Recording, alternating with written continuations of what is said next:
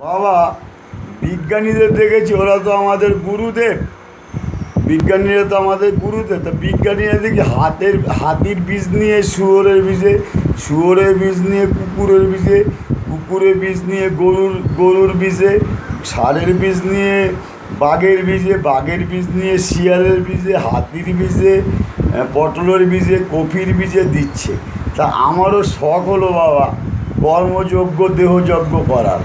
তা আমি প্রথম আমার বীজটা নিয়ে বাবা, ধানের বীজটা নিয়ে গঙ্গায় দিলাম। তারপরে বাবা কুত্তা, বিড়াল, হাঁস, মুরগি, শুয়োর, হ্যাঁ, কোনোটা বাকি রাখিনি, কাক, বুঝলি তো বাবা। ডাইরেক্ট ইনডাইরেক্ট, ডাইরেক্টও দিয়েছি, ইনডাইরেক্টও দিয়েছি। ওরা যদি দিতে পারে তাহলে আমি একটু দিয়ে দেখি কি হয়। তা দিয়ে দেখলাম, গঙ্গায় প্রথম দিলাম বীজটা, ফল টল দিয়ে দিয়েছি, মিষ্টি মিষ্টি গঙ্গায় দিয়ে বীজটা দিয়েছি। সমুদ্রে দিলাম একটু বীজ, দীঘায় গিয়ে সমুদ্রে একটু বীজ দিয়ে আসলাম।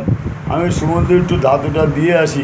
তা বিজ্ঞান যদি এত বীজ নিয়ে কি করে জানি না, আমার একটু মনে স্বপ্ন আসলো যে আমি একটু ছাগল মাগল, গরু, কুত্তা মুত্তা এগুলোতে দিই। তা দিলাম, পাখি মাখি, চড়াই পাখি মাখি, কাক ঠাক, এমন কোনো প্রজাতি নেই যে বাবা আমি বীজ দেইনি।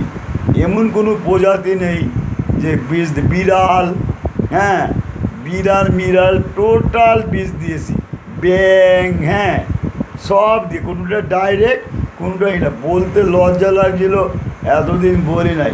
এই কর্মযজ্ঞ আমি করলাম, মনে ইচ্ছা হলো, স্বাদ হলো যে বিজ্ঞান যদি পারে শুয়োরের বীজ নিয়ে হাতির বীজে দেওয়ার, তা আমি একটু দেই। এটা তো শিবের বীজ, শিবের বীজটা আমিও একটু শুই। আর শিবকে ধ্বংস করতে গেলে তো আমারও বা বংশ বিস্তার করতে হবে। তা সেই চিন্তা করে শিবের বীজ নিয়ে আমি বংশ বিস্তার শুরু করলাম। কিন্তু লাস্ট অব্দি গেম হলো না আমার, শিবেরই মনে হয় গেম হলো।